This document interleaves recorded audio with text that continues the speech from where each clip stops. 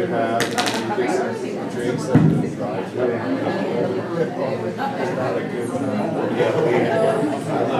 Okay, we're going to get started.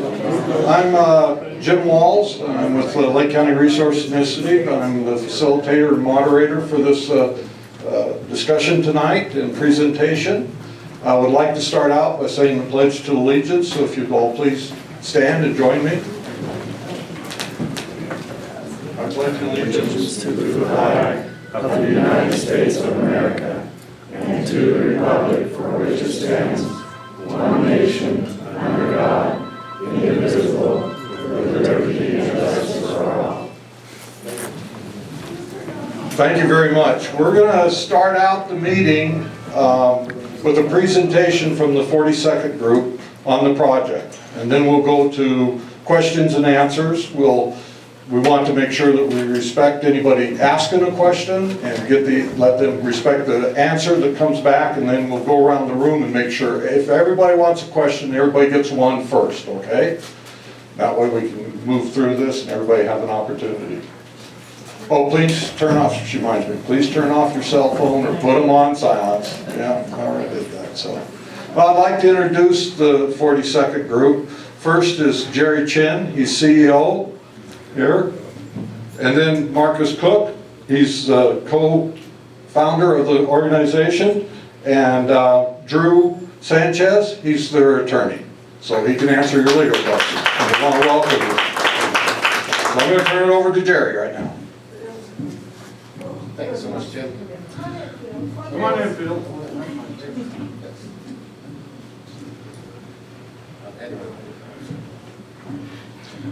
Well, good evening, folks. My name is Jerry.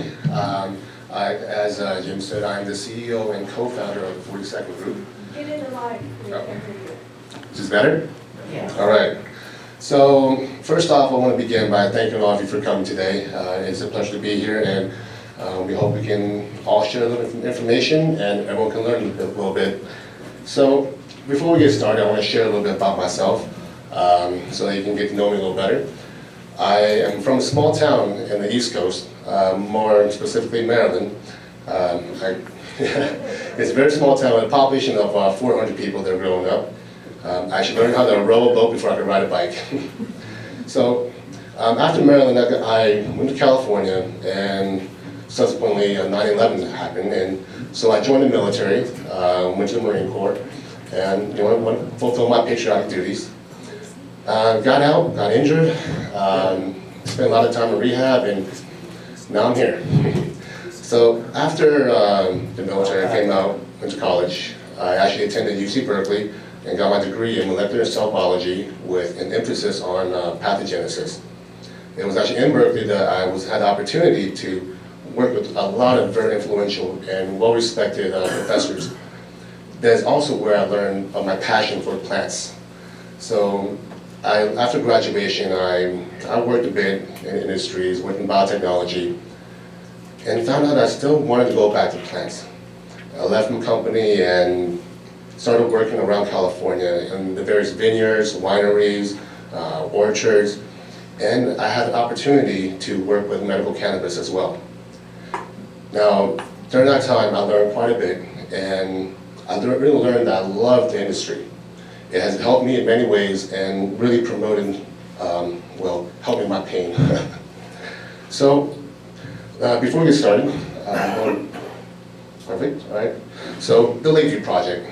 We are planning to produce 20 greenhouses, and they're state-of-the-art greenhouses. They'll be on the outskirts of town. Right. And this is approximately... People are still not able to hear you. Oh, I'm sorry. Let me put this away.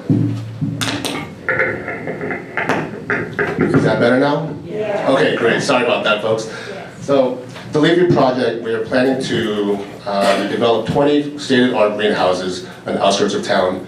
Now, these greenhouses will consist of a few primary crops. One of the main crops will be medicinal and recreational cannabis for the upcoming 2016 year. Another product we'll be producing will be industrial hemp. Now, the industrial hemp we'll be producing will also have high quantities of CBD, and as some of you might know, cannabidiol has been very popular in the news lately because of its medicinal properties and how children can benefit from the medicine itself. CBD actually is used to treat seizures and also epilepsy. Now, another crop we'll be using, amongst other crops, we'll be producing organic teas, ginseng, and also hot chili peppers. Now, why Lakeview? The answers to that, it's pretty broad, but at the same time, we have grown to love this environment, love the people here, and it's been very friendly. So the main reason why we chose Lakeview is actually because of the climate. Now, the semi-arid high desert mountain climate is perfectly conducive for many of the crop types we have. Some of these crop types would thrive in greenhouses, but this would not be possible without the geothermal properties that are around Lakeview. Now, for those who do not know what geothermal is, it is actually utilizing the Earth's natural heating source to heat water, and that water is then dispersed throughout our grounds, thus heating our greenhouses, and return back into the system. So the only thing we're taking from geothermal is heat. Everything is returned right back in the system. Another property we really liked about Lakeview was the potential for solar energy. The solar energy will be highly beneficial, especially in our business model of sustainable agriculture and growth. Now, walking around town, we had the opportunity to meet with a lot of nice people. They've been very great and helpful, and we just fell in love with the town. And as such, also walking around, we saw a lot of potential for economic growth. And these are one of the main reasons why we chose Lakeview. Now, we're planning to produce up to 150 full-time jobs and also 50 part-time jobs.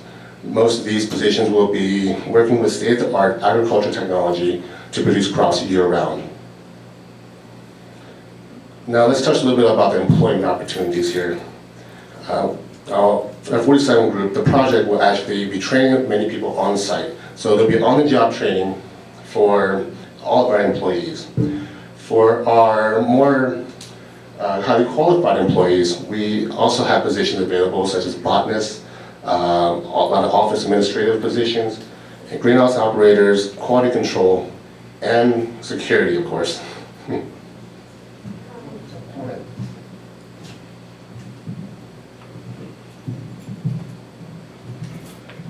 So for our prospective employees, we offer very highly competitive pay rates. The starting hourly pay will be above the local minimum wage. And for our full-time employees, we also offer a very comprehensive employee package, which includes health benefits, 401k opportunities, 40-hour work weeks, 8-hour work days, generous PTO, and very flexible holiday paid holidays. Now, at this time, I want to introduce Drew Sanchez again. He will be going over some of Measure 91, which will be enacted this July 2015. Thank you, Jerry. I'm fairly ill, so I'm not going to try to breathe on you, but that's why I'm sounding like I got run over on purpose. Anyway, so yeah, Jerry and I go back a long time. We're members of a Freemason lodge in Hayward, California, which is about 20 miles south of Oakland, and we met through Freemasonry, which we take very seriously. As if anybody here is a brother, they'll understand the importance of that obligation. But that's how I got involved with Jerry, and I've been working as a trial attorney in California for like the last 4 years. I was based in San Francisco until I started working with these gentlemen. So as you guys may know, last November, Measure 91 was voted by the people of Oregon voted for it, okay? One thing that I wanted to say, a lot of the feedback that we've been getting has made it seem like Measure 91 is really vague and everything's really changing and nobody knows what's going on and that we have to wait for the OLCC to do all this stuff to figure out what's going to happen. And I don't think that that's the case at all. Measure 91 is a very comprehensive measure that's like 32 pages single-spaced. Anybody here, if you want to read it, just Google it. It's all over the place. But it's a very comprehensive regulatory scheme, and it lays out very clearly what has to happen. So there is actually a lot of guidance. It's not a question mark. And I think it's helpful to talk about Measure 91 as it relates to other state systems as well as the federal system in general. We're going to be talking a little bit about what's going on in Colorado, how much success they've had, the absurd amounts of revenue that they've seen, as well as Washington State, and how that kind of predicts what's going to happen in Oregon a little bit. Now, one of the important things to talk about kind of at the federal level, which is obviously the big concern that everybody has, there's a series of memoranda released by the Department of Justice in 2009, 2011, and 2013. The first was what they call the Ogden Memo, and then you have the Cole Memo and the Cole Memo 2.0, I guess. And what these memoranda do is they try to give guidance to local Attorney General's office on whether and to what extent they should try to fight what is realistically is a wave. It's a wave of legislation. Medical cannabis is, I think, how many states now, Jerry? 20-something? Just on the ballot pretty soon for nationwide. Yeah, I mean, it's a wave. It's what's happening. And now that Colorado has shown, like, lighted the way through the dark, I mean, it's only a matter of time. I think Florida's doing it. Alaska also legalized DC legalized last fall. So I would describe it as a wave. And there's a lot of questions that people have, attorney generals in local areas, are we trying to fight this wave, or what are we doing because resources are limited, et cetera, et cetera. So these memoranda kind of lay out what the federal government is saying. And I'm just going to pull up my little tablet here. Basically, what these memoranda say is that Congress has enacted the Controlled Substances Act, and they have a reason for doing it. And there are 4 schedules or whatever it is. And each schedule has substances that are regulated. And Schedule 1 substances are the most regulated. Schedule 2 less so, Schedule 3, Schedule 4, etc. Cannabis, although we're not going to necessarily try to make a lot of political arguments, but cannabis, for whatever reason, is being treated as the same as black tar heroin, and really intense meth, really intense drugs that just ruin people and ruin communities. And one of the reasons why that's the case that people don't always think about, it's not because cannabis is so devastating in its effect. Again, I'm not trying to get into a political argument, but the reason why it's a Schedule 1 is because of how much money it generates and how much of that money has been controlled by criminal syndicates for the last century. And that's one of the reasons why it's regulated at the highest level. Not necessarily because of its danger, but because of the fact that it provides copious and substantial quantities of revenue to what are effectively criminal syndicates operating out of Central America and Mexico.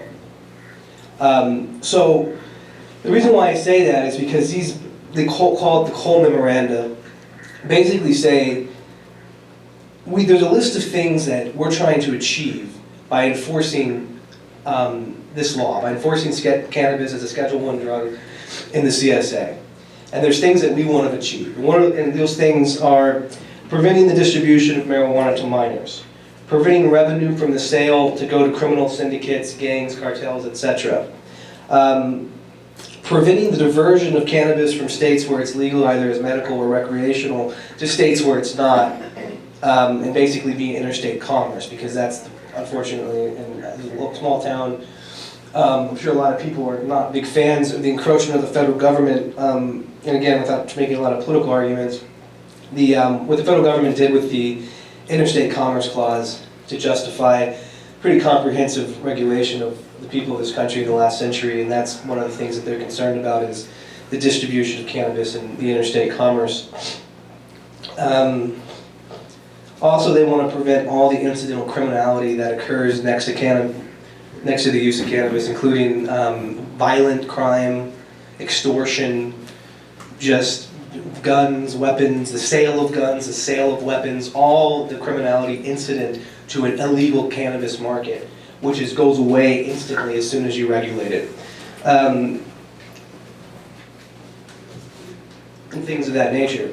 So basically all of this serves as a starting point to understand where the federal government is at the moment regarding marijuana. Now, It's very much open because nobody wants to commit to anything, because Congress is trying to get reelected, Obama has his own agenda, or whatever that may be. So everyone's very vague and ambiguous about it, but regardless of that, there's been a pretty clear message from the Department of Justice that all of those issues that I just explained, the cannabis, sale of minors, funding criminal activity, promoting all the criminality that's incident to cannabis, such as gang, turf wars, etc., all of that, all of those issues go away when there's a comprehensive regulatory scheme imposed by the state.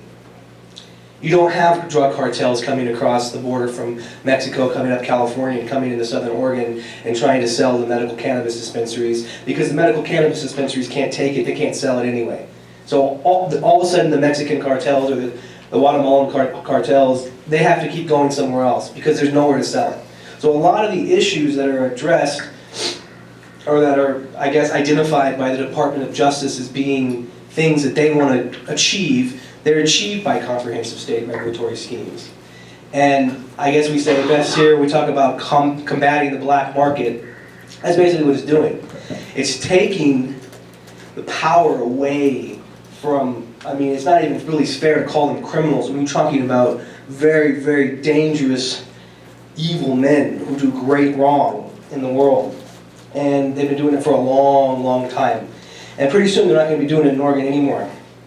And hopefully everywhere else.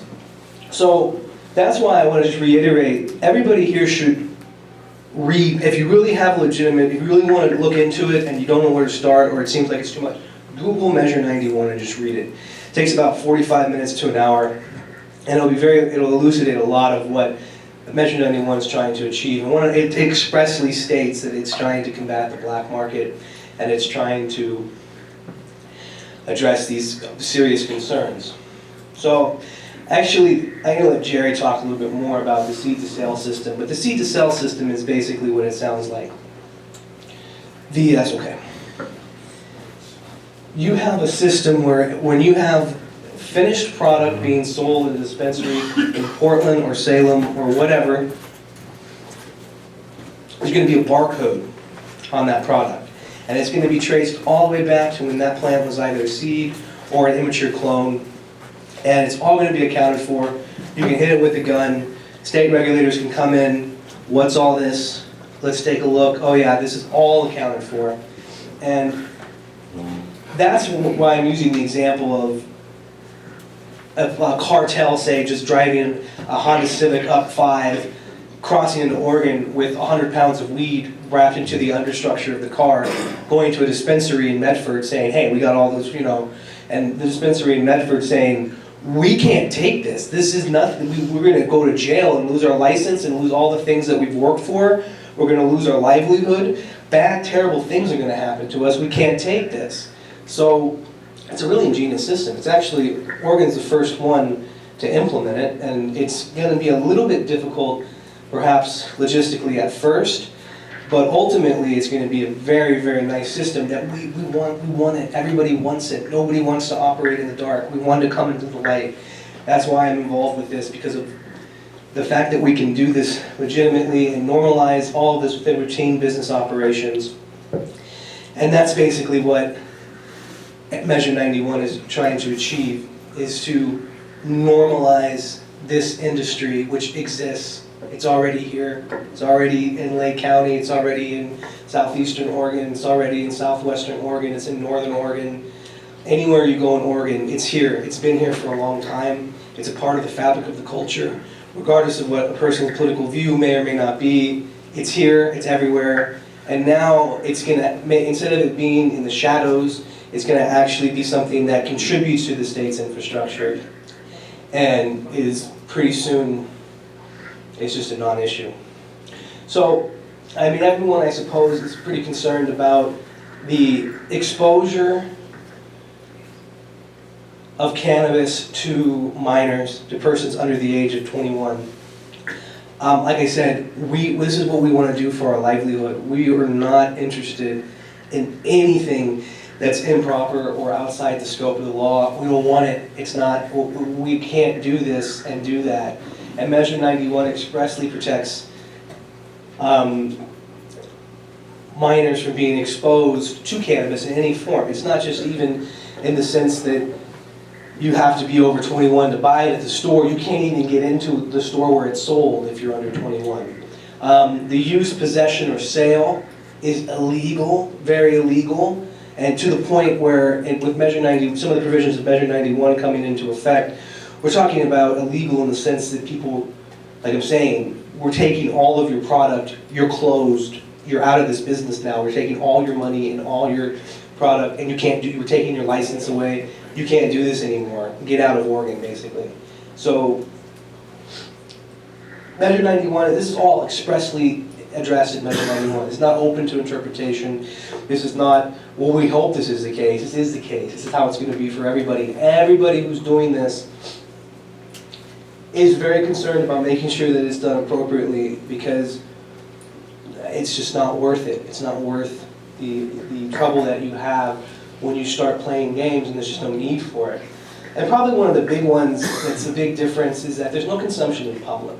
And that is kind of a big deal, because when we go to a bar or we go to a restaurant, you have a beer or a glass of red wine or a cocktail with dinner, and children are seeing that, and I want to be like that guy when I grow up. And in some senses, that's like the demon that you can't do anything about.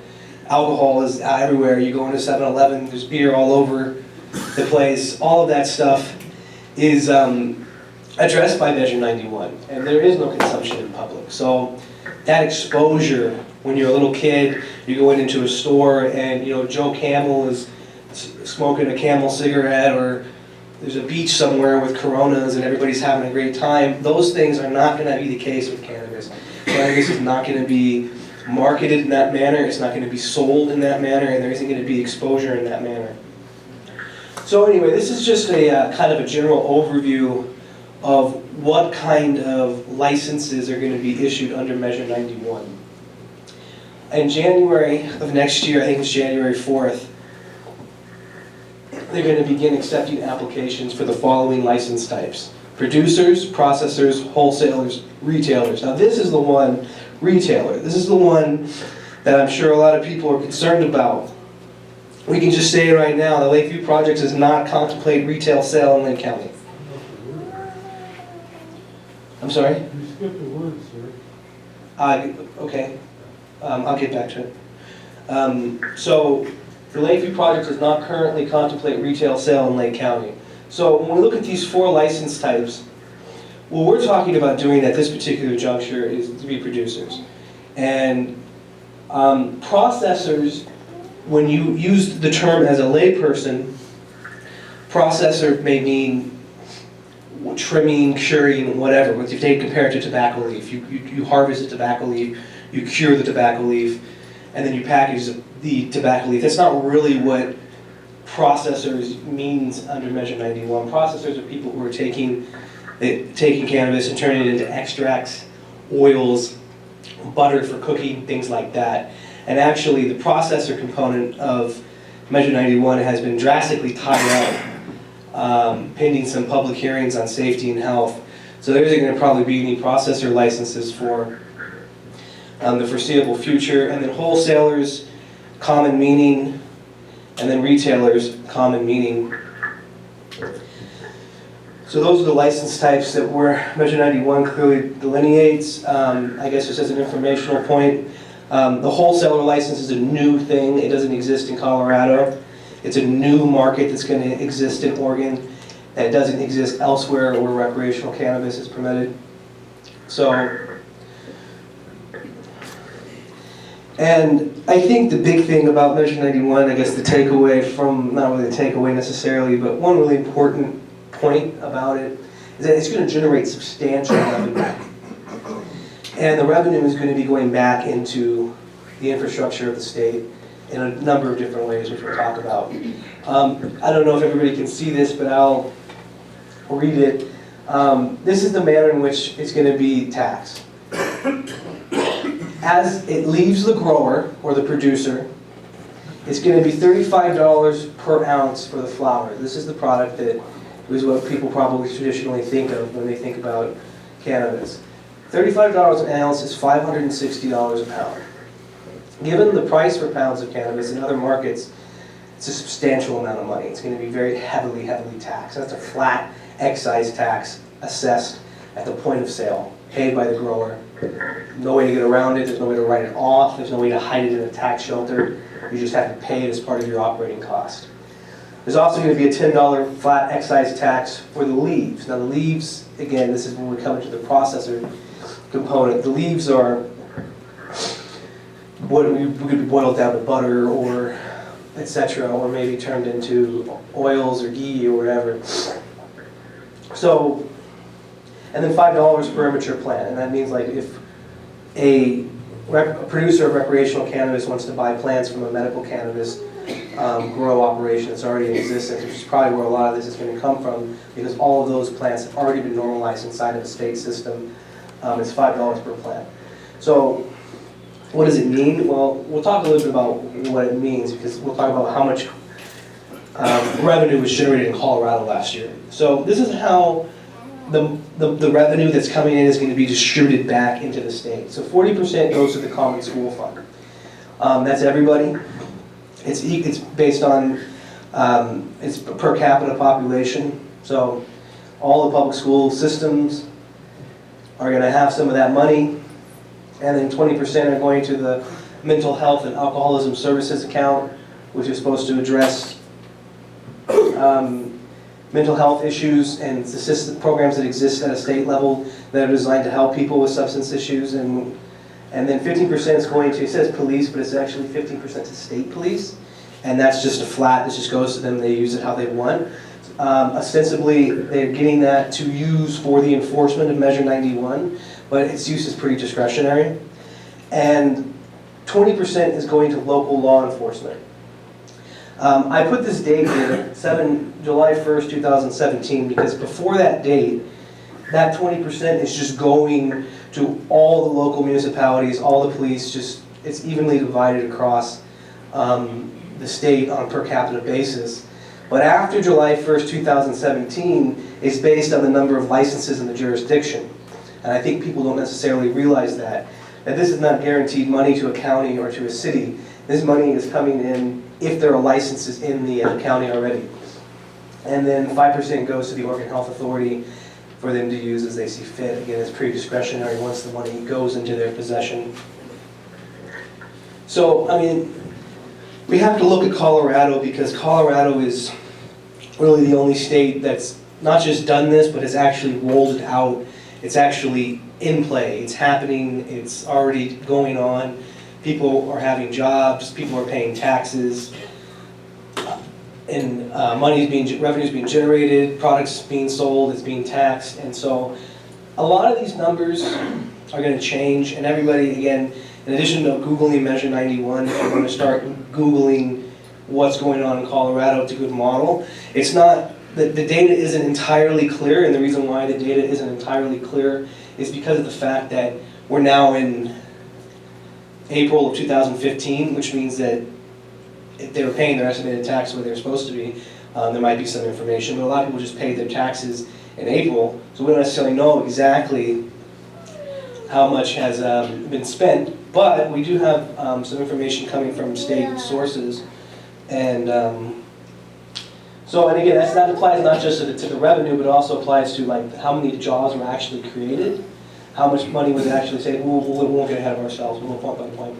So right now, the best information that we could find was that about 10,000 new jobs were created in 2014. I think Colorado, I meant to look it up, I think Colorado has 5 million people in it.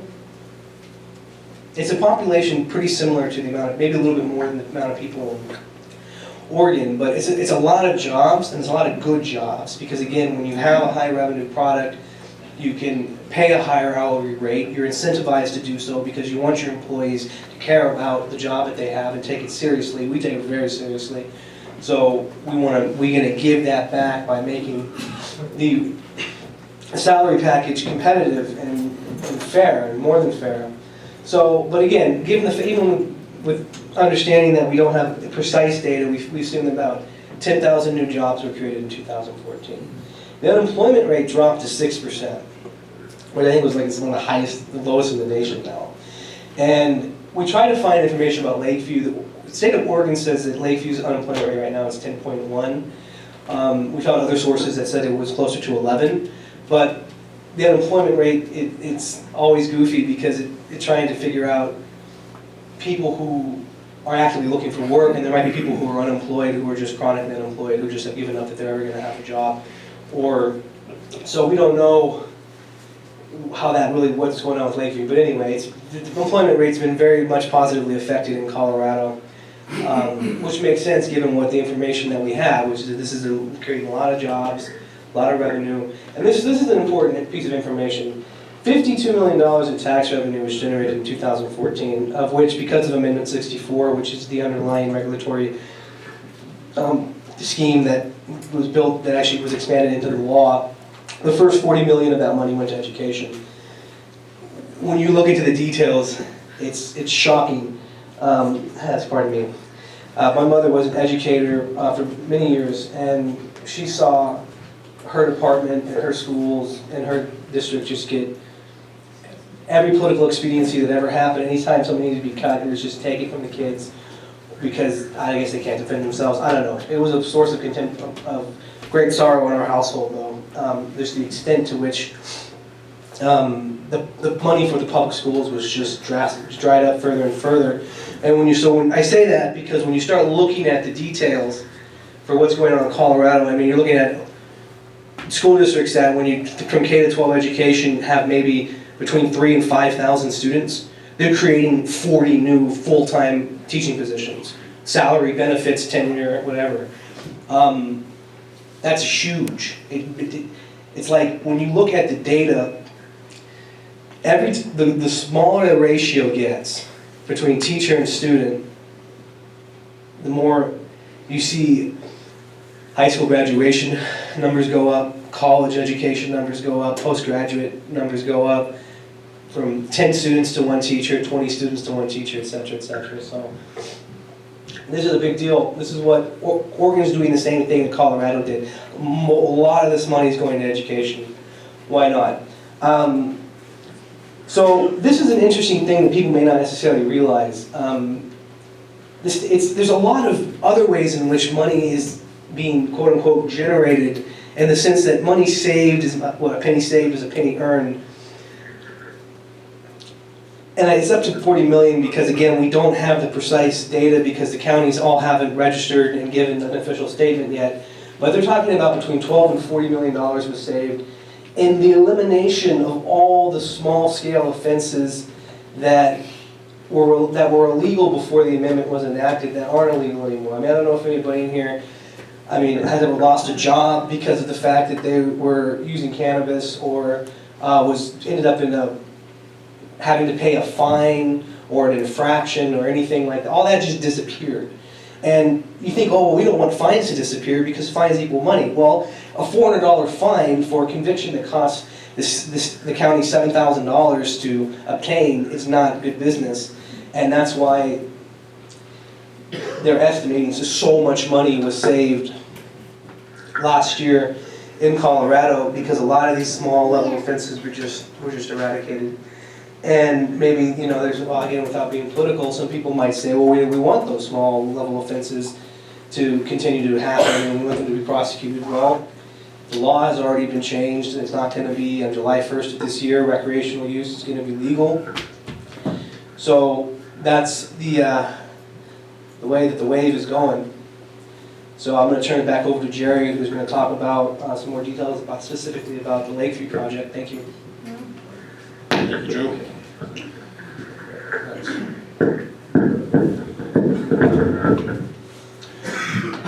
So right now I want to speak to you about our security measures. I know a lot of people have questions regarding how we would conduct our security, how we maintain the safety, and also to make sure that everything is going according to the law. Well, first off, our security will be in multiple phases. The first phase being employee hiring. So our employee screening will be very rigorous. So all employees must have a background check that goes pretty far back. And on top of that, there'll also be drug testing. At the 42nd group, for the Lakeview project, we will have drug testing for any substances illegal in Oregon. Now, along with that, we will have a zero tolerance policy for anyone using any sort of substances illegal state or federally on the job. This is for the safety of everyone and for the quality and benefit of the company itself. Now, furthermore, on top of that, we will also liaise personally with the local law enforcement. And this is to ensure that we comply with all local guidelines, local laws, and also state regulatory laws. And I know Drew touched a little bit about the CDCL tracking system. So what that basically means that no matter where you go in Oregon, if you buy any sort of recreational cannabis, there will be a tracking that will date all the way back to the producer, even further past the producer down to the individual seed or clone that it came from. And this system will be utilized statewide, and it will be implemented to the point where there will not be any ambiguity regarding where the product came from. Now, we'll have multiple layers of clearance. The first one being, well, the outside. So when you're looking in, what will the project look like? People have questions, oh, if we drive by, what will we see? Will the kids be able to see anything? Well, as you can see, you can't really see anything at all. This is to prevent any, this is to prevent any sort of visual access to the grounds. Yes. Where will it be? We will be in the outskirts of town, close towards the hot springs. Near the No, opposite north end of the hot springs. Yes. The hot springs, yes. So so down on the road, right on the road. it's actually down off Old Geyser Lane, all the way down. Thank you. Yes. So for those concerned about the gates, about the security fences, these fences are made so that you cannot see through them. On top of that, these fences are also made so that you cannot be scaled that easily. So it prevents people from unauthorized access and prevent trespassers from going onto the premises. Now, our security cameras will be state-of-the-art. These are high-tech security cameras that are closed-circuit television cameras. This means that no one can tamper with them, no one can hack into them and change anything. Now, this will be on 24 hours a day, night and day. These cameras will have the capability to see at nighttime, daytime, all the time. Our security fences will encompass the entire grounds. This is to prevent any unauthorized access, and to further that extent, we will also have security guards patrolling night and day. So for those worried about any concerns about, say, security, well, this is pretty tight. In order to get onto the grounds, you have to go through a monetary security checkpoint. Now, these checkpoints will be constantly guarded by security guards day and night, day and night. There will be no unauthorized access at any point. And in order to gain access, you will need to show your ID and to also have clearance to enter the grounds. It looks forbiddingly ugly. But safe Do you though. have any plans to? To beautify the area, yes. Yes. We're working very closely with the city council and the city government, local governments, to ensure that the place will not be an eyesore. How many acres are you talking? We're still contemplating that right now, but we'll have better numbers later. And north of Geyser Lane and Rabbit Hill Road, or in there, or? Let's go through the presentation, then we'll live another Yes. question. We'll answer all questions afterwards. So now I want to touch a little bit about concerns regarding the air quality and pollution. Well, here at the 42nd Group, we are a sustainable company. We thrive on sustainable agriculture, and what that means is we do our best to reduce costs and reduce use of our natural resources. So utilizing the geothermal properties of the local surroundings, we can cut our heating costs and stop our dependency on gas and fossil fuels. Now, with the solar energy as well, is also to accomplish the same thing. Our goal is to eventually become a net zero to even net positive footprint. Now, as you all know, plants produce oxygen by taking in CO2. So in essence, that already removes any sort of carbon from our project in great details, in great amounts. we'll also have carbon filters to remove any of the odors that might be produced from the crops. Now, coming from California, we are in a severe drought. But along with that, we've also learned to adapt to the climate, to adapt to the drought, to conserve our water, which is our most precious resource. When without water, this project is just not possible. And to add to that, with the water conservation, our techniques that we have perfected over the years is groundbreaking. Part of it is using the permaculture techniques, which basically utilizes the local environment, utilizes the local fauna, local flora to complement any of the crops we have. And on top of that, we also conserve water by, well, let's just say this, traditional methods of growing anything, any plots, any kind of plots out there with any sort of crops, the runoff from the waste, from the water, from the nutrients, from the fertilizers, from the pesticides, that all gets put back into the ecosystem. Well, with our Lakeview project, we actually eliminate that by collecting all the runoff, taking that down, and basically recapturing all the water and reusing it again. And this includes all the nutrients and whatever else may be. Now, we may also implement an aquaponics system. Now, this is in conjunction with permaculture techniques that utilizes local flora and local fauna to help complement the crops itself. And now I want to talk about community benefits. How do you capture water? Or wastewater? Well, the water is basically, we collect the runoff as it comes out and then just capture it inside the bins, and that is just reused by heating it off and recondensing it down. So basically condensers will help to recycle the water further after use. Well, I think in California, they're making the greenhouses put concrete floors in so that it cannot Yes. infiltrate the soil. Will that be the same here? Yes, that's what it will be. Okay. Now, for the community benefits, not only does the company, with this project, bring new employment opportunities, but with new employment, with better pay, the citizens of Lakeview can actually start spending more at the local businesses. I know a lot of local business owners here would love to have more business, more revenue come in as well.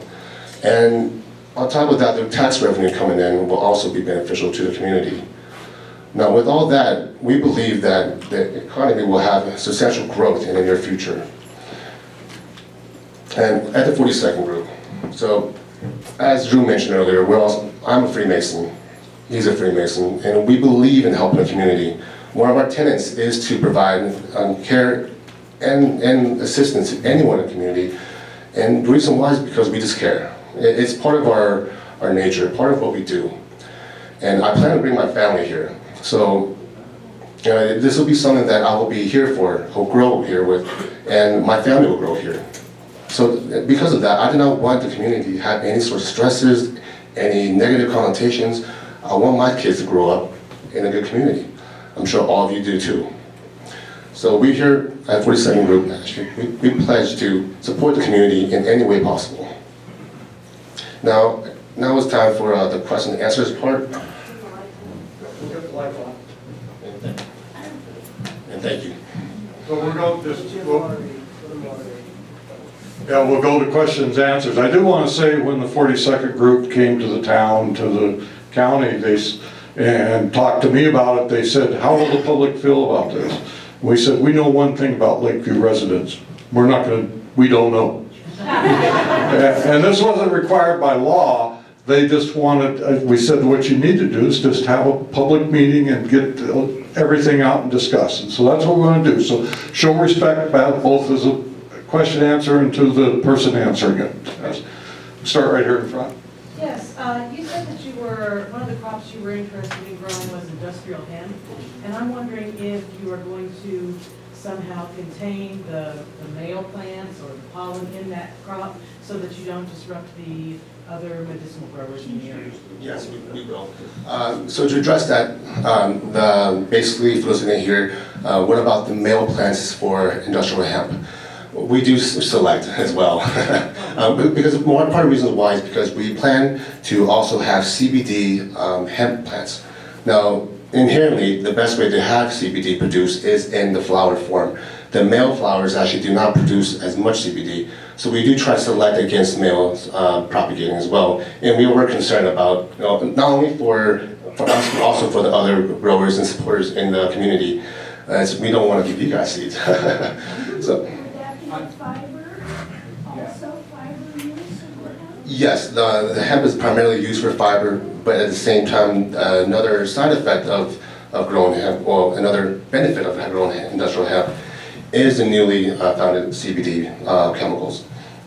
One of the things that I've got a concern and it directly relates to your commercial operation and the Oregon legislature in Measure 91 on Friday, it was introduced in the legislature to start requiring those growing medical marijuana for themselves.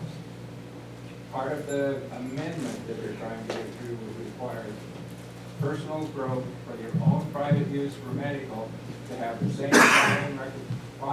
filing procedures as a commercial recreational grower, and added taxes on the personal grower. Some people have contacted already today on Monday, and what do you know about this stupid amendment that they're trying to get through? And what's going to happen? You're the legal people. What's going to happen to personal medical growers who can grow for themselves up to 6 plants, or they can grow for another person up to 12? What's going to happen to those people with you guys coming in commercially, with the legislature focusing on how much money you're going to produce for them, and they guarantee us that when medical marijuana passed, it would not be impacted by the changes in the future that would be brought on by commercial. And the first thing that happened was Friday, I found out that this is going on, that they're already trying to nail the medical growers who are providing for themselves their own medication. So Doug, you get the point, you're asking what they're gonna do about it. You Okay. guys have got the legal, you're getting into the commercial, how's it going to affect medical growers who are growing personal? I mean, yeah, it's hard for us to say, because like you said, the law is changing, the law is Who's promoting? changing, but I mean, the one thing I can say is that truth be told, you can grow under the recreational component and completely avoid the issue. Say again? You can grow under the recreational law and completely avoid the issue. Go recreational plants rather than medical plants. Okay. Yes, sir. That's Right probably back not satisfying, No. like emotional. here. But that, you don't have control over that. Right back here, sir. We can't really say what state would choose. We're Mr. Chen, Yes, my sir. name is Henry Ortega. I'm a retired physician assistant, combat veteran, combat injured. Lived with pain all my life, never had to resort to marijuana, never saw a need for it. 25 years of medicine, practicing medicine, including 4 years here in this community.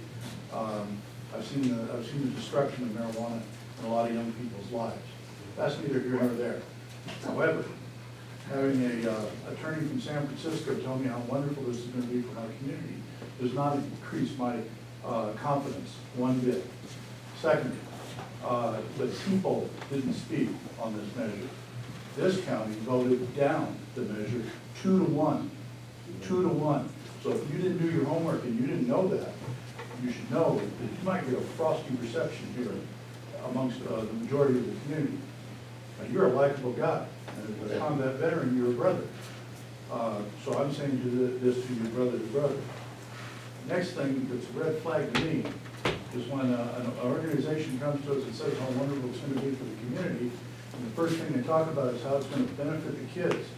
Well, that's what the lottery is supposed to do. We shouldn't even need the money. We're still waiting for the lottery to pay off. And it hasn't. I'm not done yet. Okay, But the last concern is that it seems like a miracle of practically diabolical levels that Andy Parker would lose his hot water, lose his business, and all of a sudden, by some miracle, we've got another company that wants to come in here and grow pot. Not happening. Okay. That's a Okay. good one,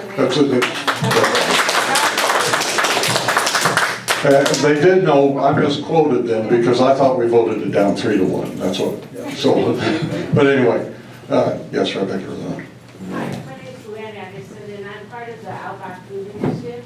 And a year or so ago, we tried to get a grant to bring in food and fresh vegetables and stuff to Lake County. So one of the things that we know is that no matter how hard you do your security and stuff, there's still going to be a little tiny bit of stuff that's going to be a hindrance, if you will, to our law enforcement. So we kind of, as the Outback Food Initiative, if you would, and some other people in the community, we're thinking that, and I can't tell you how glad I am that you're bringing jobs to this community, and you're even thinking about coming to Lake County, because that growth is so important to us. So I just want you to know that from the beginning. But we were wondering if that maybe when you are looking at your acreage, that maybe if one of the things that you could think about was providing a community greenhouse that was absolutely just for food production. And it could be on the outside of your security fence. And it could be a lot like the community gardens that, currently we have at the hospital. We have some people that are dying to do stuff like that. But, and so as the Outback Food Initiative, that's one of the things that we'd like you to consider when you're coming to our community. Well, I just want to address that. A great question, and thank you so much. We actually are not just growing cannabis. We are growing other crops as well. But unfortunately, most people only seem to think about the cannabis because it's a big issue. And we will have other greenhouses available outside, but currently, as it stands with the law, we're not sure how we can set that up. So as soon as the OLCC releases, if we can do so, we will be more than happy to do so. Thank you. Jan, and then Chris, and then over here. Okay, I'll be 70 in 3 weeks. I'm struggling financially and I really need work. I love pot. For the last 50 years. And the job in the marijuana industry would mean a full circle destiny for me.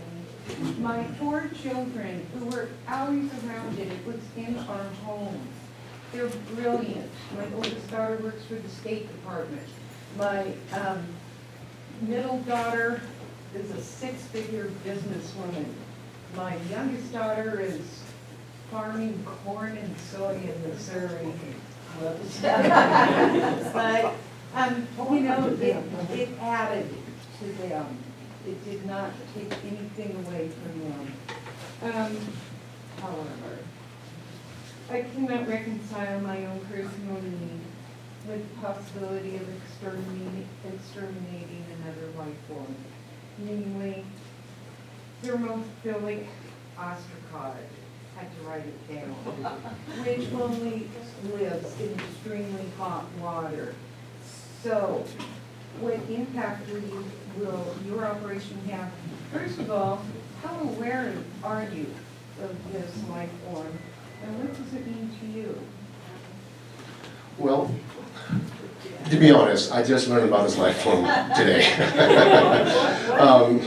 But to touch on that though, we are not actually tapping geothermal wells on the property. What we are doing is contributing back to community by utilizing city power and city heat to heat our greenhouses. So the infrastructure is already present. We won't actually be doing anything new. But you mentioned geothermal. Yes, and the geothermal will be coming from the city of Lakeview. Yes.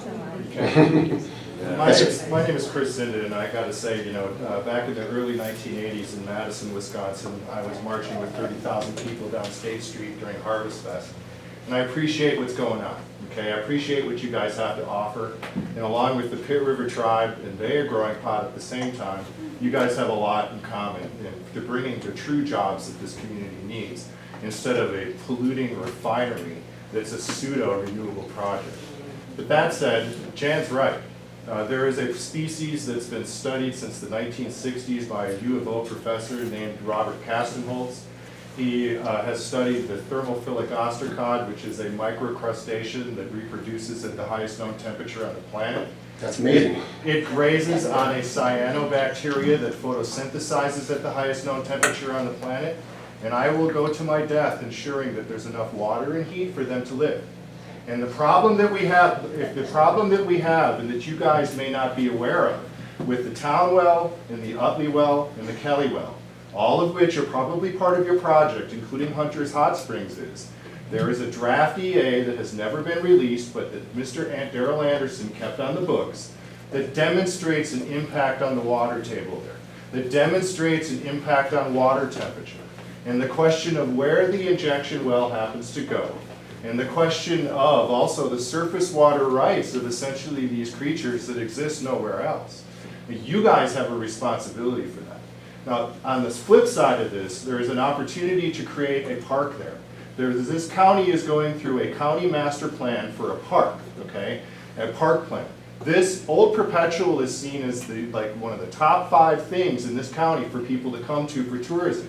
You have an opportunity to buy those hot springs, put boardwalks and interpretive exhibits there, and deed that to the county and create our first county park to protect these places. Because in my view, as a non-scientist, but someone whose wife grew up in Yellowstone National Park, and I worked for the National Park Service, okay?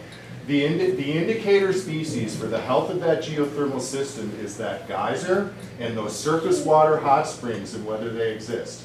And that's what I'm going to demand as you guys as a commitment down the road. Okay? Now you can go online and go see OPB and public radio pieces on this. And I will hold you to it. I promise you that I will hold you to it. We got that message, Chris.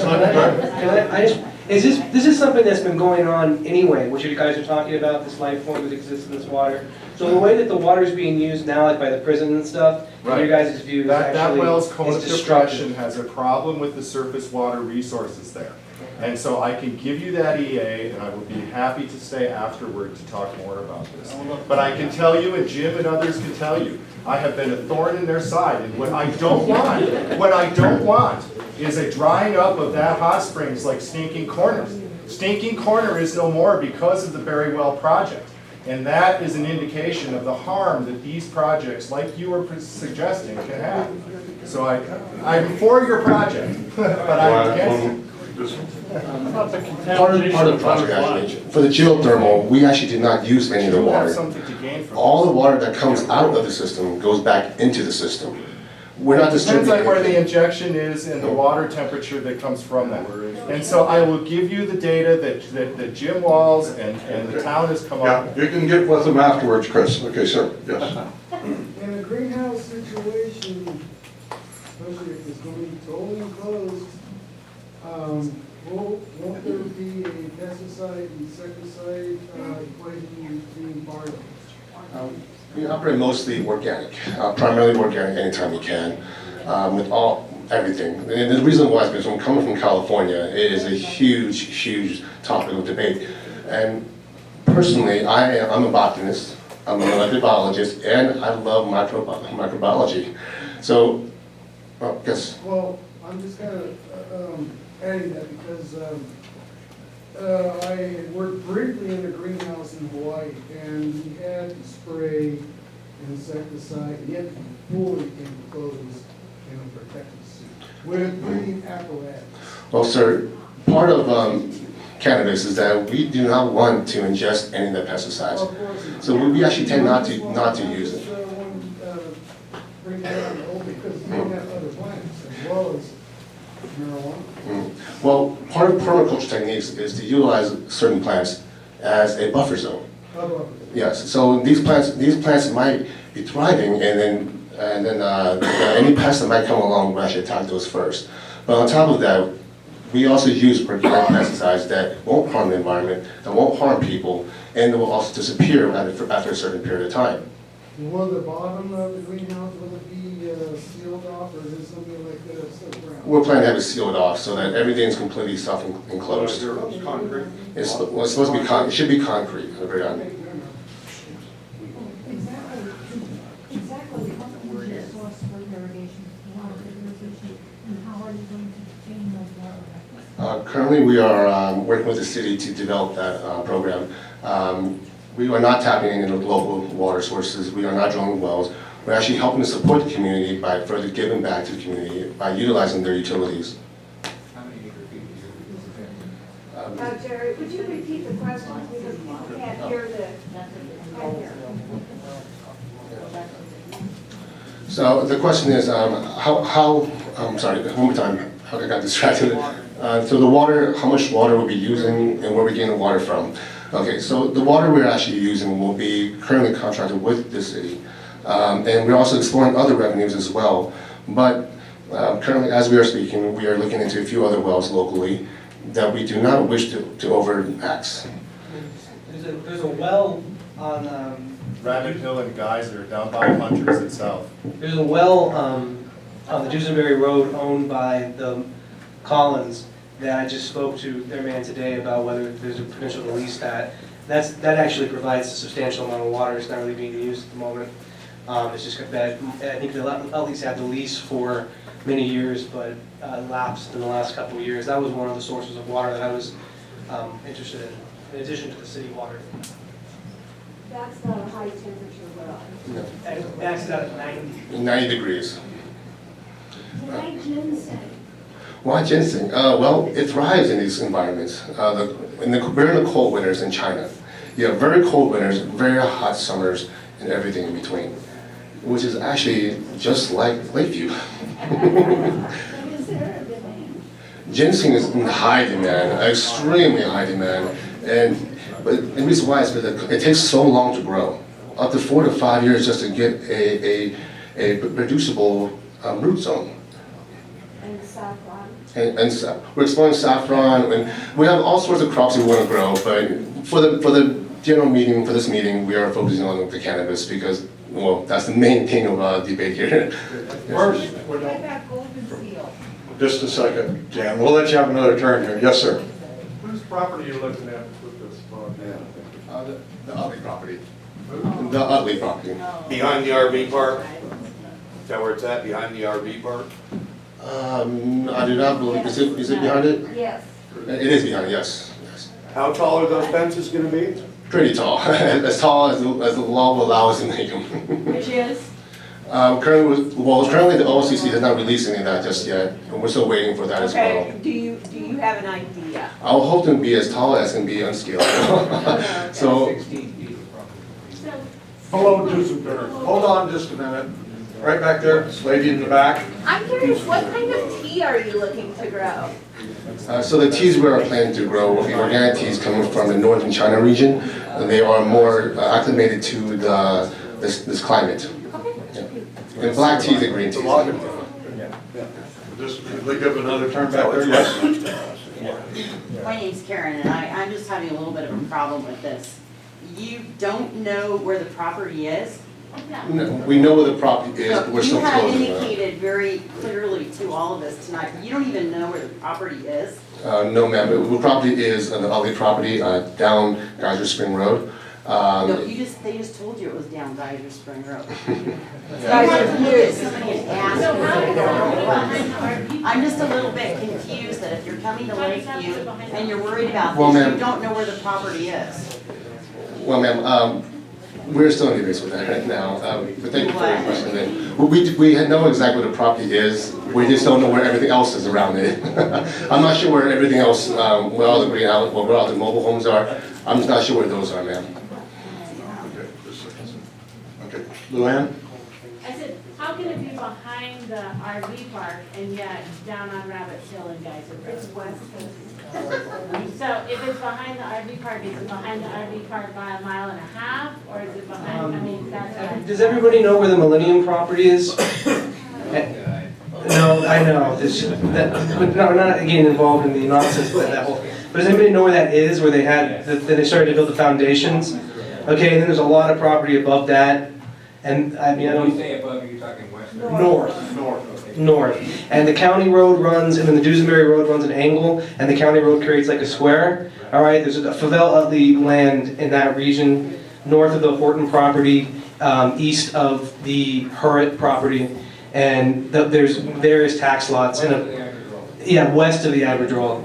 And of the Favell Utley property, there's a few tax, some of those, that's what we're focusing on.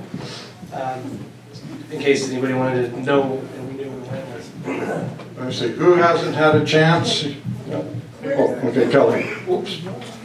Didn't mean to throw water. Does the seed to sell system make sure that cannabis used or bought in Oregon is grown in Oregon? Yes, it does.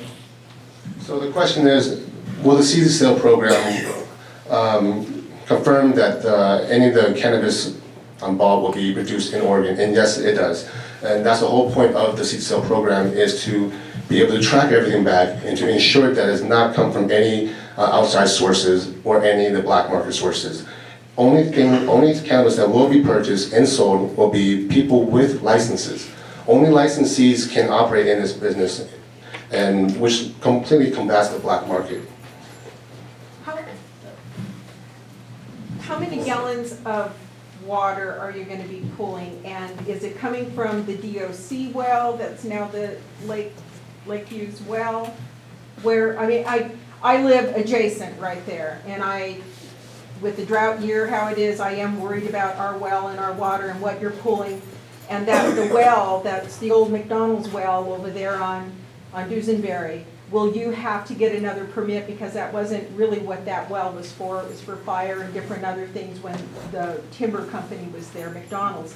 So I'm concerned about the water, whether you're going around and doing all that, you're still going to be pulling water, there's still going to be evaporation, there's still going to be those gallons of hot water coming out. And who is it going to be? Who's going to be liable? I see some of the town and the county here. Who, again, is going to be liable for the people around if I lose my well, whatever happens in the future? I have 2 greenhouses and going into commercial to do different things also. So I am concerned. What are you laughing about? Well, I'd like to add that the people on Goldmore Terrace and such are also a threat for drawdown in their hot water. Earlier in the 80s, there was a well up Hammersley Canyon that also affected groundwater. We'll get back to other terms, sir. You haven't had one. My name is Steve St. Clair. I live here in Lakeview. You know, we talked a lot about location and water temperature and all the good things it'll do to the community. You know, this town started out people coming here to have jobs, to make things that other people could use to make their lives better, so that they could raise their families and live their lives in the way that they should. I'm not hearing anything about that tonight. Okay, you gentlemen, I don't mean you any disrespect. I don't care about the ginseng or the tea or anything else. They're the cherry on top of this particular Sunday.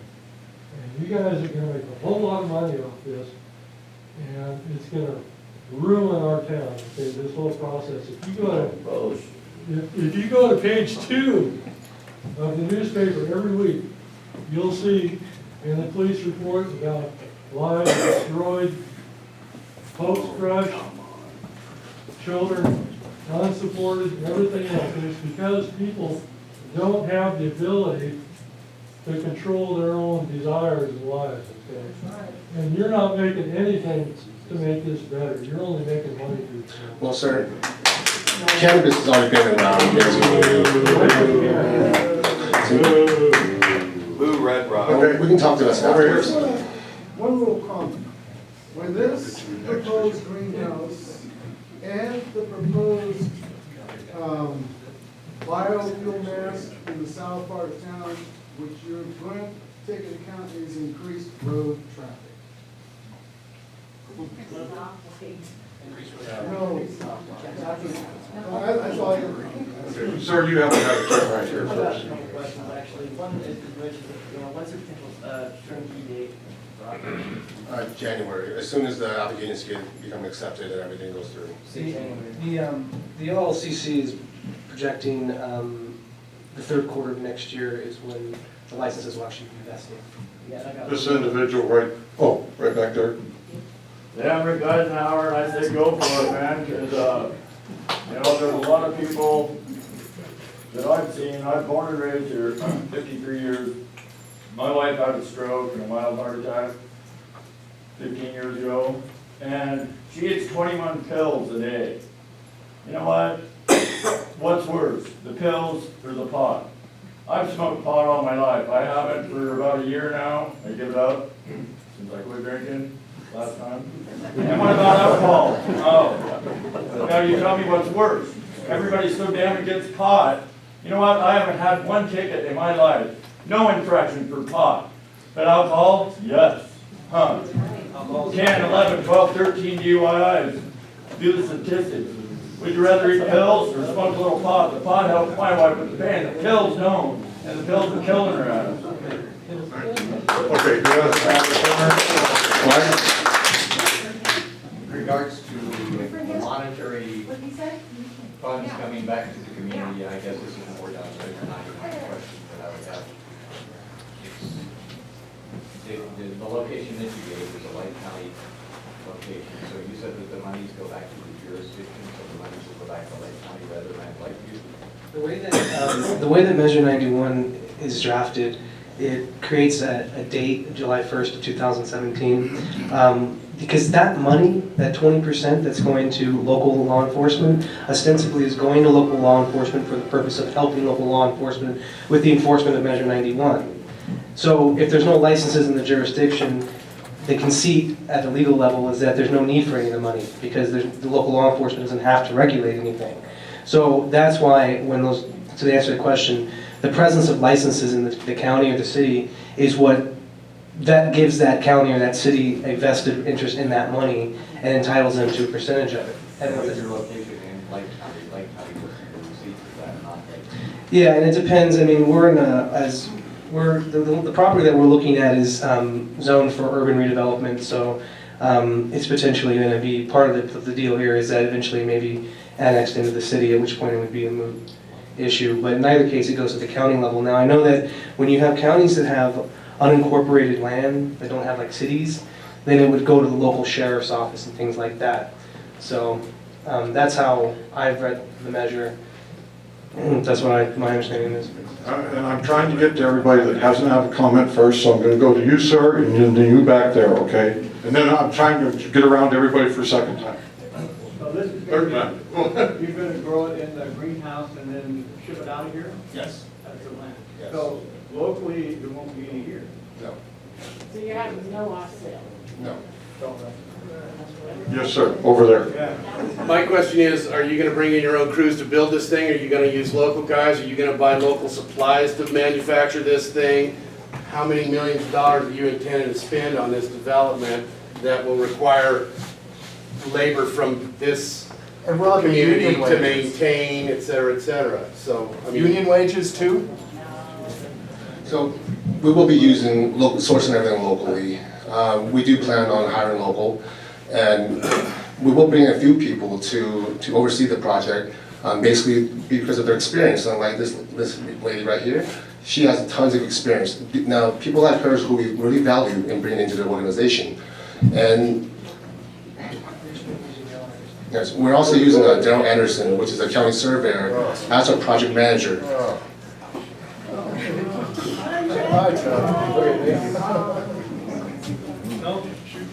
At least you get a Right church here. out of the deal. I don't think that, no, I'm so sorry, ma'am, I just want to, because I don't think that this gentleman's question was really answered. The way that we're planning to do this is that all the local labor for the actual construction of the greenhouse is going to be Lake County labor.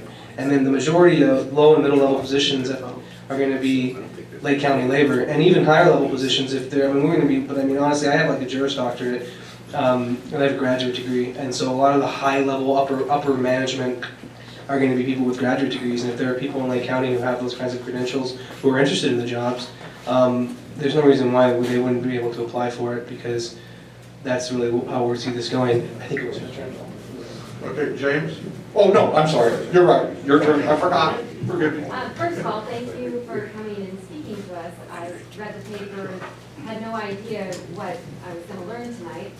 I must say that I am a little disillusioned that there is going to be so much emphasis on the marijuana production. I would like to know about your company. You've said very little about where your company, what your company is comprised of, your funding, where that's going to come from, the breadth of what you do, what are the other greenhouse projects that you've got going. I guess I'd like to know that you're credible. And so far, I haven't seen anything beside a PowerPoint program, which was very, well, it was done just fine. But I would like to know more about you. I'd also like to know what the dollar value of your cash crop is expected to be for all of your products, and what percentage and the dollar value of your marijuana production. Well, a lot of questions there. Well, good one. As the first one, my credibility. I'm actually a botanist. I'm classically trained at UC Berkeley. I was trained in the greenhouses at UC Berkeley. And prior to this, I worked a lot with Professor Andrew Jackson, which is one of the leading researchers in tobacco farming and tobacco mosaic viruses. My background is mostly in pathology of plants. Now, I worked all throughout California, and the company is relatively new because we wanted to diversify basically more. And currently, I have clients throughout, say, vineyards, all through Mendocino County, all through Napa County, Humboldt, down all the way to Modesto, and even down to Los Angeles. Currently, I have clients in Colorado as well who they hire my expertise to help them start their indoor and outdoor and greenhouse projects. Some of these projects in Colorado also contemplated use of geothermal wells as well. So is this your first large-scale project? No, ma'am. No, ma'am. This will, I can't even count how many I've done so far. Okay, not you, but the 42 properties or whatever you're. 42nd. 42nd. Sorry. Yes. For these gentlemen here, my colleagues, they are here to help me. And most of the experience comes from myself. But how many of these plants do you own?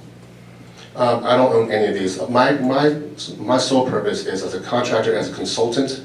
I actually get hired to go to these different places, and they hire me to make sure that everything works to code, make sure all their plans are right, make sure everything works accordingly to the most efficient way, and also the most economic way as well. So who are the owners then? Myself and Marcus. Okay. You are building the greenhouses and you're renting them. Yes, so what the project actually does is we are an investment firm that focuses on the renewable agricultural sector. So what we actually do is only build the greenhouses and we manage the greenhouses, but the actual clients who come in who have the backing or not, they are funding everything. And, no, go ahead. So you've got no experience running a plant like this. No, I do, ma'am. You are a consultant. I'm a consultant, but also medical cannabis in California. I also have my own fields as well. So I'm very concerned. And funding is not from within.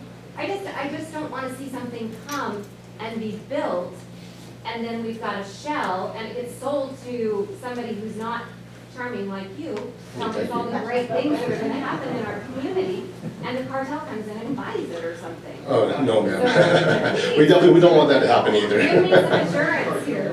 Well, if I can make a promise to you, and if you accept my promise, then I can promise you yes. Okay, first Ginger and then Bobby. I just want to know if I can open the back door. Can we do You that? can try it if it's awesome. Is it locked? I don't know, I just don't want to set off an alarm. If you go online and look up your group, there's no information at all. Okay, I'm You're gonna about open to be a it. new company. I just want to recently. We're a relatively new company. We just started recently, and it was because we had a lot of investors that want to get into the agricultural sector.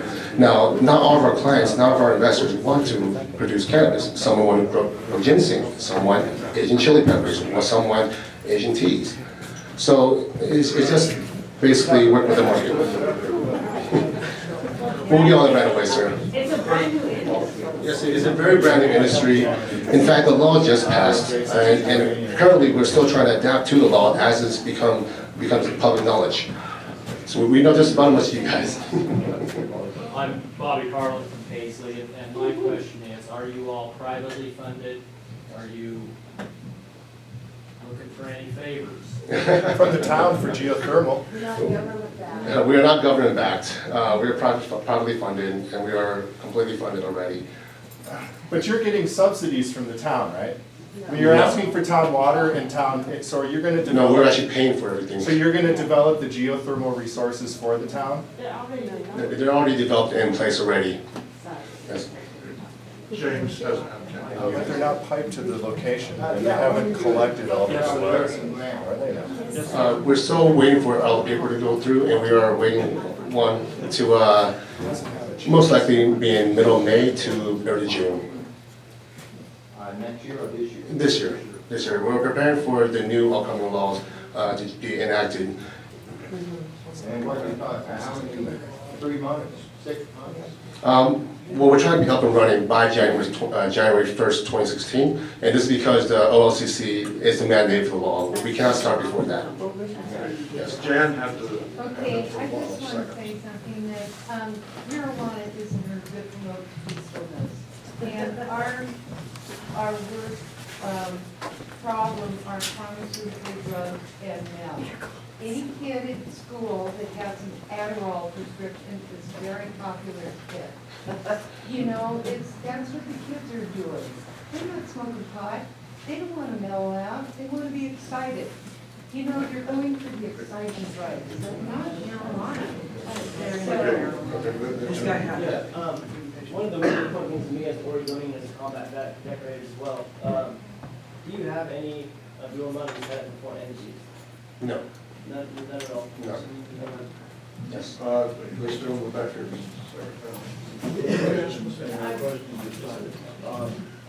You mentioned drug testing for illegal substances, for marijuana being legal. You have a problem with somebody before they come to work smoking a big Yes, we do. coming to work? Yes, we How do. test for that? Well, basically, we can't test on the site all the time, but if we do notice that you are, say, high on the job, well, we will address that issue right then and there immediately. Second question was, what's the significance or derivation of the name of your company? Actually, none. It was just the number it's just the name we came up with having lunch one day. Minus a 0. Yes. Well, I mean, if you think about it, also in the 42nd, Get this lady first, and Yes. Ginger back to you. I just wanted to ask you where you were incorporated. we're actually incorporated in California because we do have, I have other clients in California as well, most notably the vineyards and wineries. Yes. So you Actually, Ginger, back there, you're next. Yeah, so is there anyone here who can clear up a little bit where the water is going to come from other than just the city? It's my understanding that there is, if it's not right to the property, close to the property, that the city has lines out there. I don't know anything about geothermal, you know, where any geothermal would come from, but is there any way to clarify that a little bit? Jim, Ray, somebody? Would you guys like to take this? Yeah. Oh, Go, that's Ray. Come on up here. Sorry, Ray, I already answered that, but she asked me to.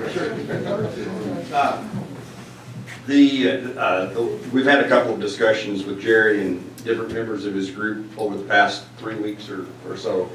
No decisions have been made. As somebody said earlier, our goal was, and our recommendation was to have a meeting similar to this so that questions could be asked and your the public's perception of a project such as this could be evaluated by them, who are the people that are making the investments.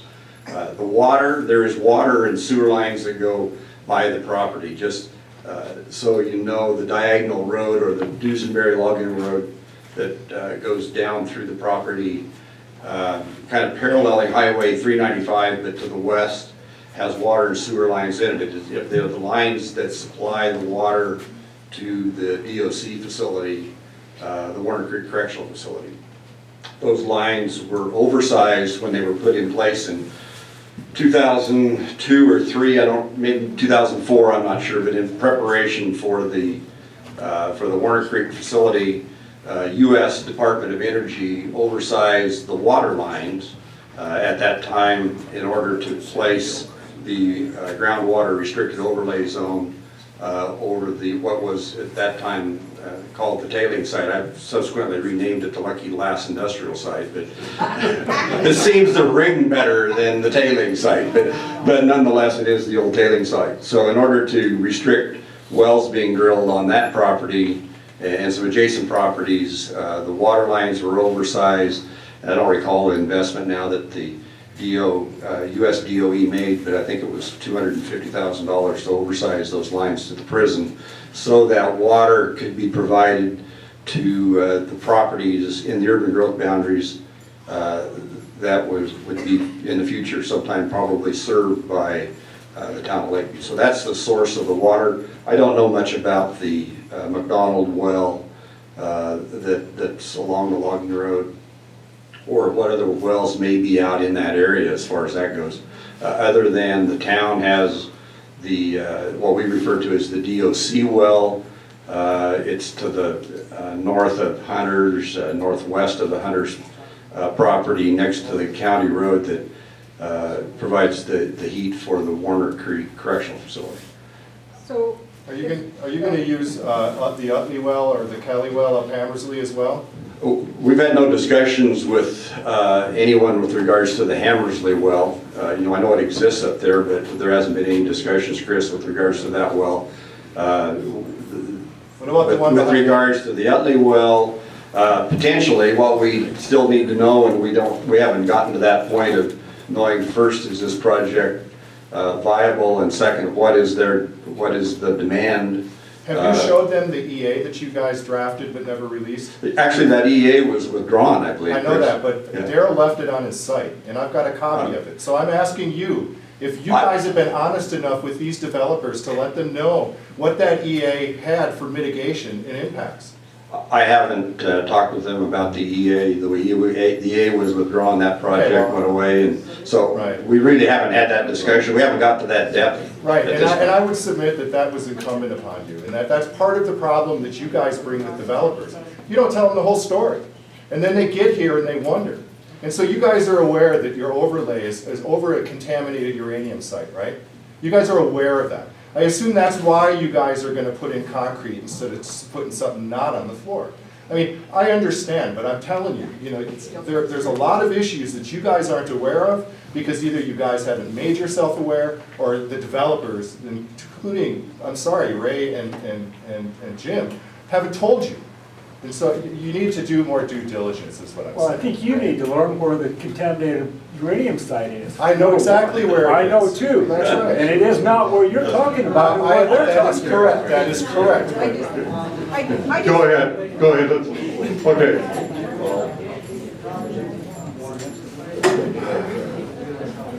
Okay, Jared's gonna talk just a second. Answer Sarah's question. I'm gonna sit down, visit my meeting.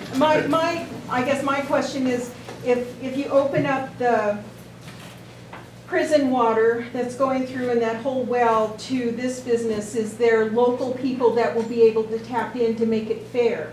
I mean, there's local people here that would like greenhouses or have them already, but we don't have the hot water piped into us. Is this water going to be made now available to people to tap in?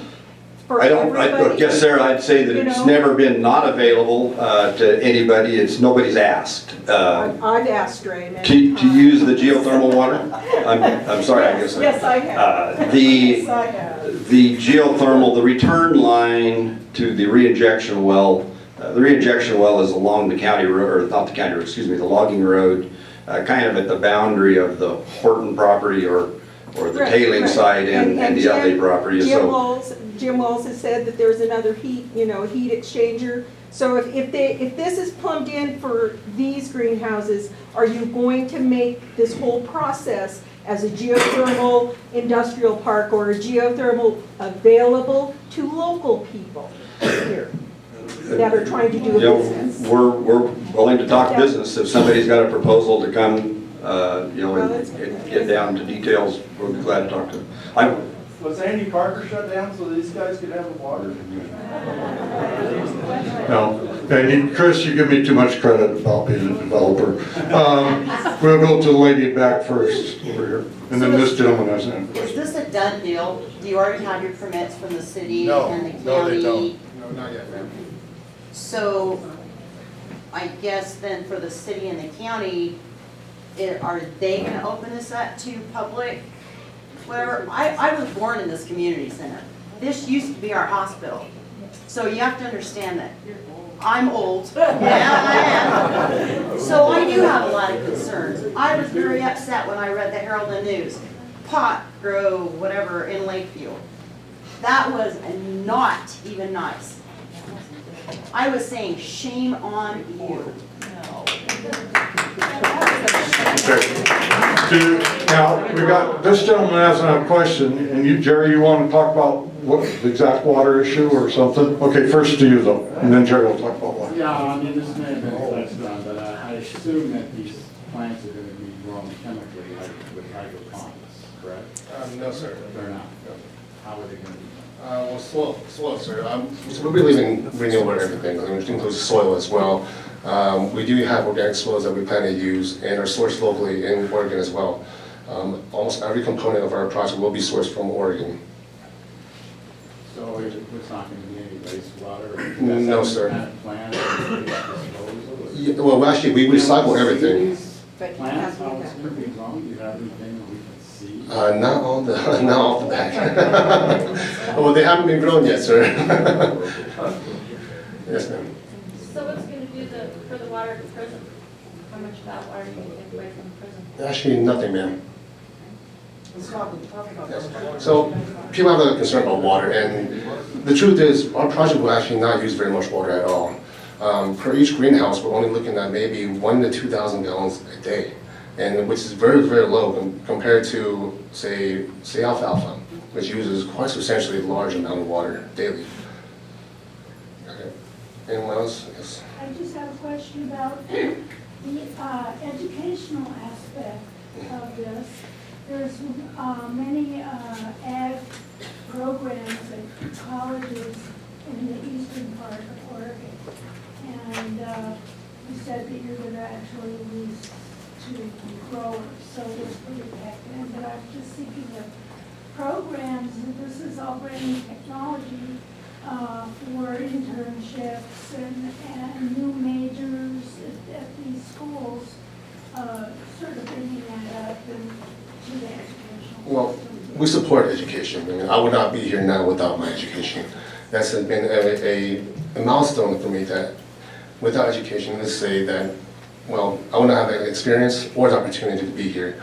And in terms of the programs, though, we would like to start programs, but there is one stipulation that everyone must be 21 or older to be on the site working with these programs.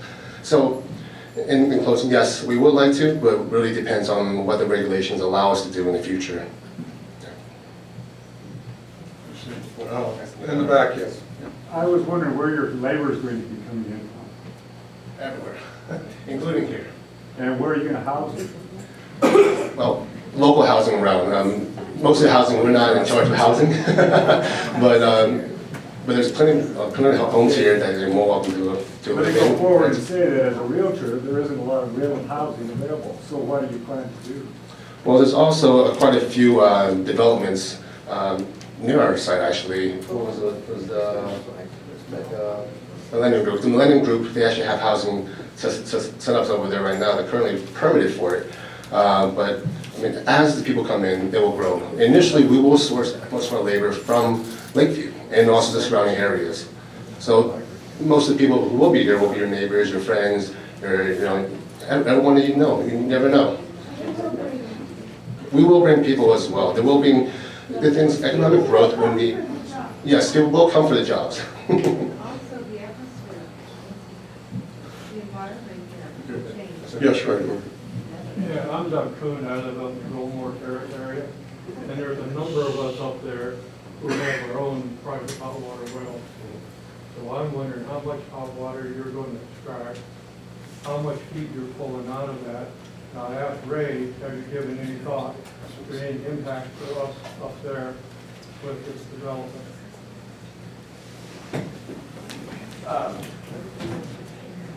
Haven't thought about those things yet, Doug, is we're aware of them from past work studies that were done. We haven't heard enough yet from them to be able to determine how many million BTUs per hour, what period of time is it. Obviously, they're going to be more in the winter than they do today. So we don't have enough of those details yet to be able to specifically say how much water is going to be needed in order to extract the amount of heat that they need for the facility. So that's part of what we haven't gotten. So those are DEQ requirements, we can't burn wood, you gotta resort to hot water. A number of us said they're probably at the minimum temperature now. If we lose that, then the house is gonna be pretty cold. Well, look, geothermal is a very renewable energy source.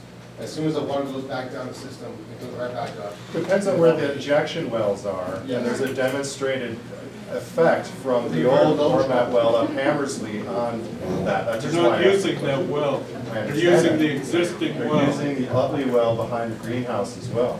No, they're not. That They're well using behind the the greenhouse. existing well off of. Okay, we got more questions here, we can debate, and we got a whole bunch of food getting cold too. Yes, ma'am.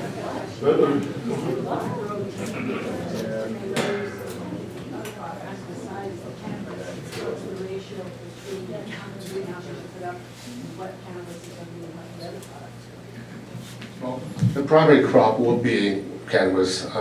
This saying bluntly, well, you cannot produce 150 jobs from growing teas or tomatoes. Let's face it. But we will have a few greenhouses dedicated specifically for any other crops. So ginseng is one that can do well outside. Teas do well outside as well. But most of the crops, like tomatoes and chili peppers, they do require a more heated environment. I worked in the greenhouses. Oh, beautiful. We love to talk to you afterwards.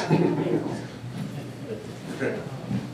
Oh, you haven't had a chance yet. In what other communities in Oregon have you considered setting up your business? Well, we consider Klamath Falls in Eugene. Currently, we do have contacts in Eugene that have authorized us to come, but the actual environment, the actual climate is not very suitable for growing cannabis. And amongst other plants as well. The humidity just kills everything with mold and whatnot. So being, yes, and no geothermal as well. Being in Lakeview is actually the perfect climate, semi-dry desert area it's actually very conducive for plant growth, especially when paired with geothermal in greenhouses. And that's also why Klamath Falls was considered, because they're geothermal. Yes, yes, ma'am. John, you haven't had a chance. Have you gotten far enough ahead in your engineering to know what temperature of water that you're looking at pulling off of the system? Not yet, sir. Not just yet. The prison takes a great deal of heat out of their water, but the water that's being returned still has a tremendous amount of heat in it. So I'm presuming that you're going to be pulling the heat out of that return line before it goes into the re-injection well. Yes, sir. So technically, you are not going to be pulling any more heat out of the system than is already being utilized by the prison. Yes, sir. You're actually just going to be utilizing wastewater that's going back down into that re-injection well. Yes, sir. You're not pulling anything out of the Utley well up on the hill, or the greenhouse well, as they call it up there. And you're not taking anything out of any other well except the city's well. Yes, sir, you're correct. Correct? That's Thank you. correct. Good point. Okay, James, did you have a question? Okay now. It's okay now, okay. Okay, who else would like to ask a question? Are you gonna, since you said you're gonna be organic, so I technically no GMOs or any of that of the stock that you'll be using? No, ma'am. Most of our crops actually come from wild sources in Asia as well.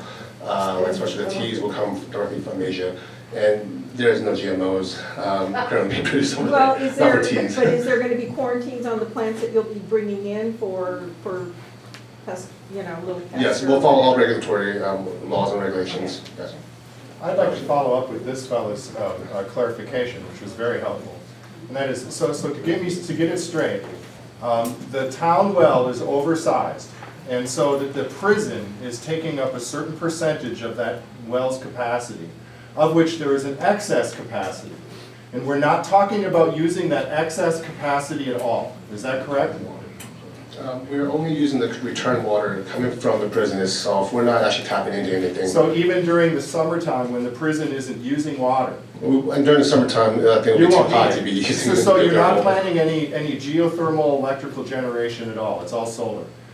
Is that correct? Yes, sir. And are you going to use the old uranium ground for that solar? Because there's a reuse, there's a Department of Energy reuse program for reusing these old uranium mill sites. That's a perfect thing for that reuse next to where it is you guys are planning to be. I don't think the land that we're looking at has any of the uranium. Well, the former mill site is empty, and so they are looking for reuse. No doubt Mr. Wyden could help you, given his position. to help you with what Department of Energy is already doing with reusing these former sites. Okay, I mean, it's new stuff. We talked about this, discussed a little bit, but we haven't actually had any made decisions yet. Right on. Yes, thank you. I just wanted to say, John, I appreciate your comments, but we don't know the engineering well enough for me to be able to sit here as a town representative and say that it's only going to be the return water is what they're going to use at the greenhouse that they want to build, because we don't know how much demand they're going to have for heat, and that compared to how much heat is left up to what temperature in the geothermal water that's returning to them. Obviously, we're going to reuse that water to the greatest degree possible. First, that there is capacity in the greenhouse well. We have a 300 gallon a minute water right on the, not the greenhouse well, on the DOC well. There's 300 gallon a minute water right there. I've seen it pump up to a couple hundred gallons a minute that I have seen. That's the excess capacity. But there is more capacity according to the water rate in the DOC well.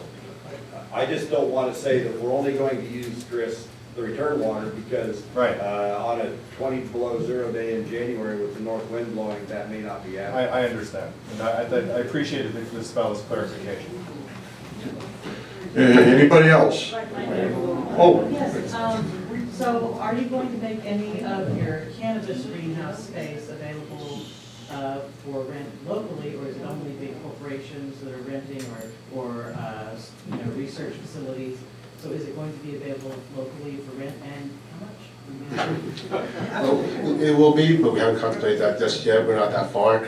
But we also have to follow the OLCC guidelines and regulations, depending on what they say in release. So we're still waiting on that as well, too. Yes. But yes, and answer your question, yes. I'd like to know how he Yes. He speaks. It's a little tall.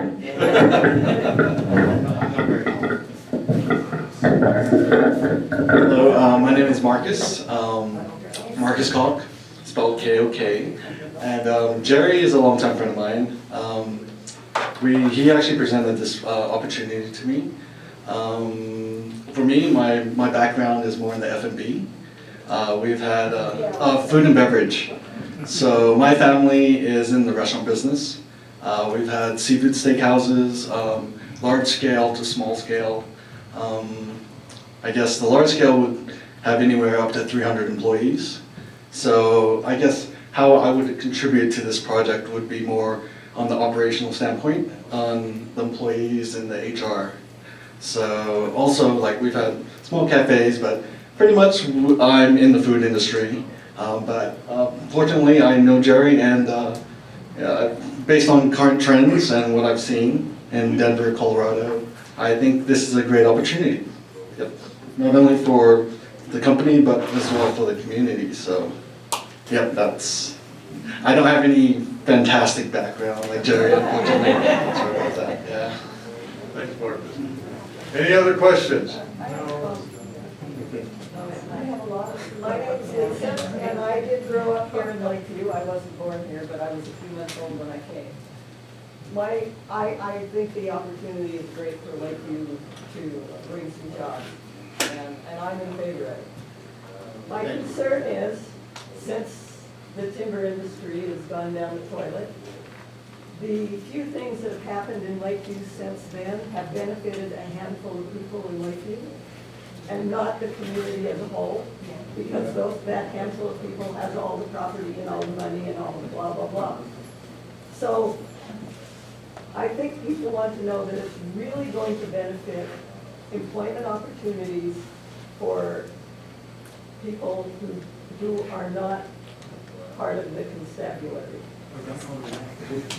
Yes, to address that question, simply yes. Yes, we will. We do plan to hire locally. And anyone with the proper qualifications and can pass a background check and pass the drug test, that's all we ask. And everything will be, all the information, all the training will be provided mostly on site. So for those who are interested, they can just send us a resume and we'd be happy to look at it. Any others? We've got a lot of food out here. So it's in the other room, just straight across. Please help yourself, and the group will stick around and have a discussion.